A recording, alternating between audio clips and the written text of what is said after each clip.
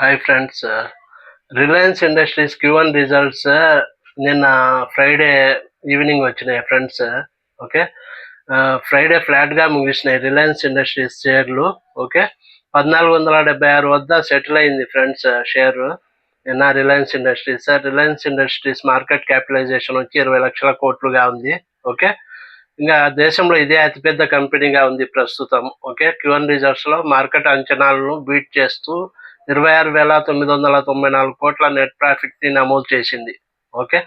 Asian పెయింట్స్లో వాటా విక్రయం ఈ భారీ లాభాలకు కారణమైంది friends. Okay. Net profit record స్థాయిలో 78% పెరిగి 26,994 కోట్లకు చేరింది. ఓకే. గతేడాది ఇదే క్వార్టర్లో నెట్ ప్రాఫిట్ 15,138 కోట్లుగా ఉంది ఫ్రెండ్స్. ఓకే. ఆపరేటింగ్ ప్రాఫిట్ ఆదాయము 5.3% పెరిగి 2,48,660 కోట్లకు చేరింది. గతేడాది ఇదే క్వార్టర్లో ఇది 2,36,217 కోట్లుగా ఉంది. గతేడాది ఇదే క్వార్టర్లో. ఓకే.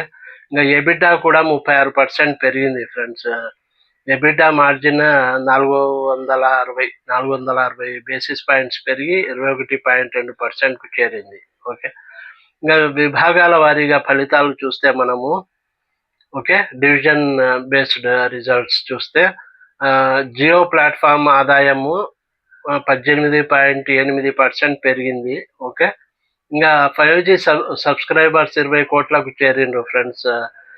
హోమ్ కనెక్ట్లు 2 కోట్లకు చేరాయి. 74 లక్షల సబ్స్క్రైబర్స్తో జియో ఎయిర్ ఫైబర్ ఉంది ప్రస్తుతము.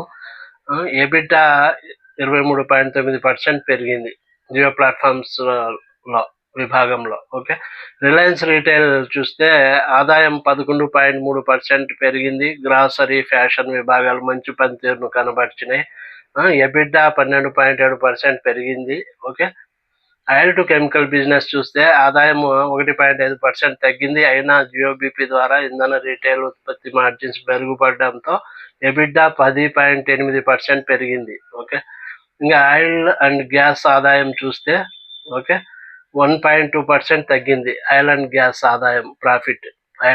ప్రాఫిట్ 1.2% తగ్గింది. KGD6 గ్యాస్ ప్రొడక్షన్ తగ్గడం వల్ల ఎబిటా 4.1% తగ్గింది. ఓకే. ఇతర ఆదాయం చూస్తే కేవలం ఏషియన్ పెయింట్స్లో వాటాను అమ్మడం ద్వారానే రిలయన్స్ ఇండస్ట్రీస్కు 8,924 కోట్లు లాభం వచ్చింది. ఓకే.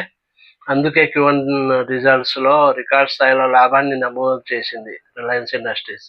ఇంకా రిలయన్స్ ఇండస్ట్రీస్కు ముఖేష్ అంబానీ గారు సారథ్యం వహిస్తున్నారు, అందరికీ తెలుసు. దీని ప్రధాన కార్యాలయం ముంబైలో ఉంది.